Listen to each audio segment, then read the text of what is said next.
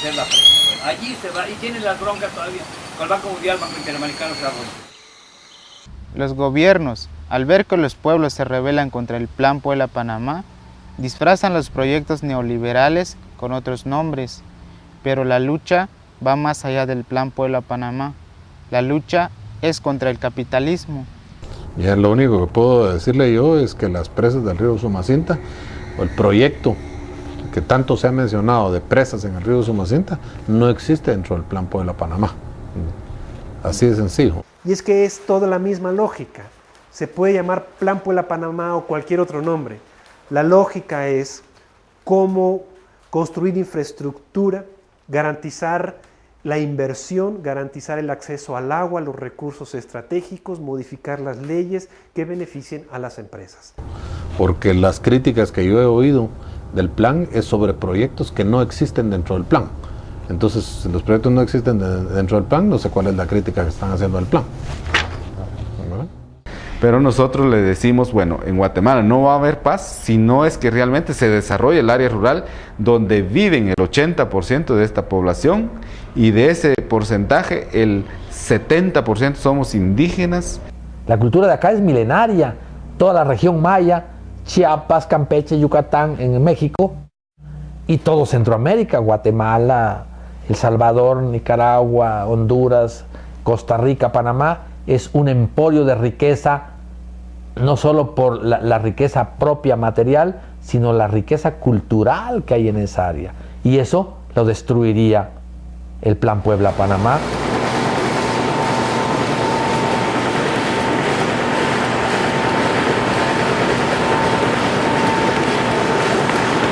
La agricultura tiene que verse como una fuente importantísima, no solo de la seguridad y soberanía alimentaria, sino que de la vida de este planeta, por la cuestión de que hay que manejar los recursos naturales para que el mundo nos aguante más tiempo. Hay aspectos de la cultura y hay parte de la cultura que de alguna manera se va perdiendo, y se va perdiendo por esta situación de despojo del campo, en donde si la gente empieza a perder a su madre, que es la tierra, entonces a la producción, al maíz, si se pierde eso que son las raíces, la gente queda como en el aire, y esa situación de quedar en el aire va perdiendo ese sentido comunitario. Entonces nosotros pensamos como nuestros ancestros. Nosotros somos conscientes de que la tierra no es nuestra, de que nosotros somos parte de la tierra, y que si tratamos mal a la tierra, ella nos va a cobrar. Entonces esa es nuestra conciencia, y en base a eso trabajamos.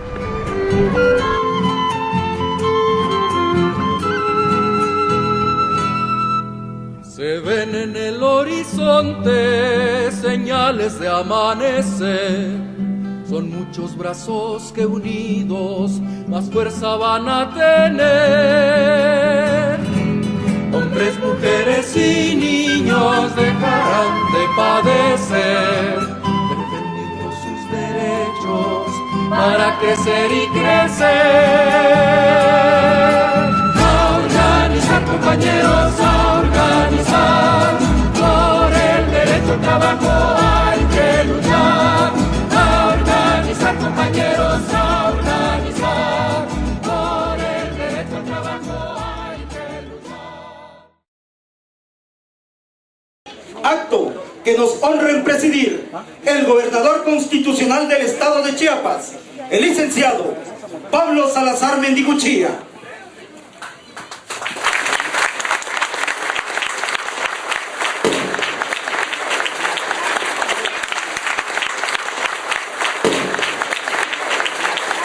Porque tenemos que reconocer que el campo ya dio de sí, ya llegó a su límite. El campo ya no puede recibir a más familias y a más gente.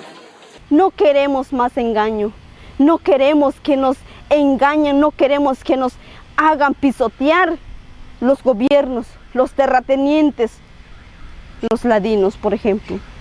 Ya no hay mucho que hacer en el campo, ya no hay mucho que hacer en el campo, ya no hay mucho que hacer en el campo. Que se den cuenta que no solo son ellos los que tienen que sobrevivir, somos muchos los que tenemos que sobrevivir. ¿Vea? Que se den cuenta en realidad el gran daño que le están haciendo a los pueblos, porque en realidad ellos han querido como desaparecer los pueblos. Que todos esos recursos están en tierras indígenas, están en tierras campesinas. Entonces, la principal amenaza de este modelo neoliberal del Plan Puebla-Panamá son los indígenas, son los campesinos, y el reto se convierte entonces en cómo sacarlos de esas tierras. Con paramilitares, con militares, eliminando subsidios, eliminando apoyos o con represión, pero usar cualquier mecanismo para que la población salga de esas tierras donde está esa riqueza. Pues actualmente es una amenaza para nosotros tener todos esos recursos naturales, porque pues son como los que generan la codicia de todas estas empresas transnacionales y principalmente los Estados Unidos orquestando, y pues se convierten en un peligro porque pues han generado muertes y han generado encarcelamientos, desplazamientos. Los zapatistas han levantado su voz en contra de un proyecto como el Puebla-Panamá, lo han hecho otros sectores de la población. Sin embargo, nadie puede oponerse al desarrollo.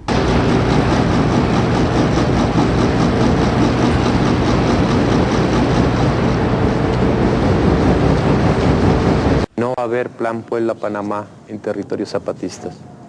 Va a tener que llegar ahí, dar la vuelta y luego seguir adelante. No solo eso, me atrevería a decir que en muchos territorios indígenas va a ocurrir lo mismo.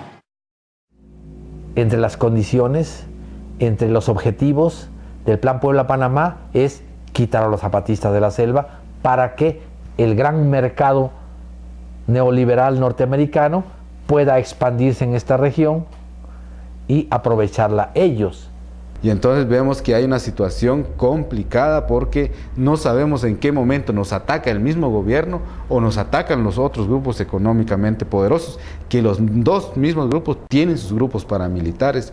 Lo que sí fue novedoso fue enfrentar un asunto de vida o muerte, como fue el cerco de la policía, y que bueno, era el ejército, la policía estatal, los policías judiciales y los guardias blancas, que eran gente de civil infiltrados entre nosotros.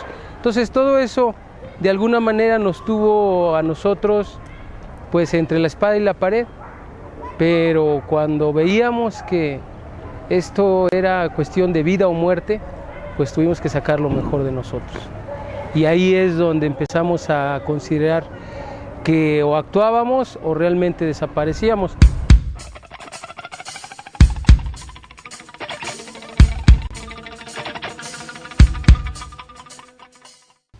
Para controlar mejor la región, el gobierno de Estados Unidos militariza la zona para asegurar que los pueblos no nos rebelemos y que sus grandes empresas se roben nuestros recursos.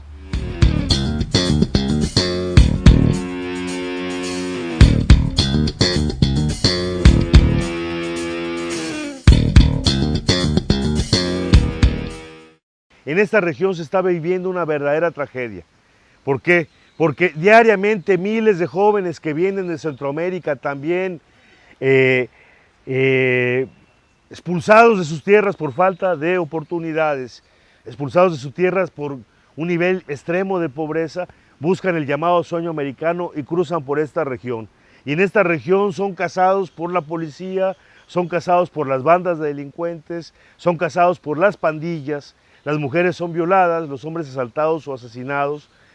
Hay una gran cantidad de accidentes, utilizan fundamentalmente el ferrocarril, se le llaman la bestia, porque devora, destruye, mata a muchos de los migrantes que cruzan desde Chiapas hasta el norte, buscando llegar a encontrarse con la pesadilla americana. Pero además hay algo más que le pueden sacar a los campesinos y a los indígenas, además de sus tierras, es su mano de obra.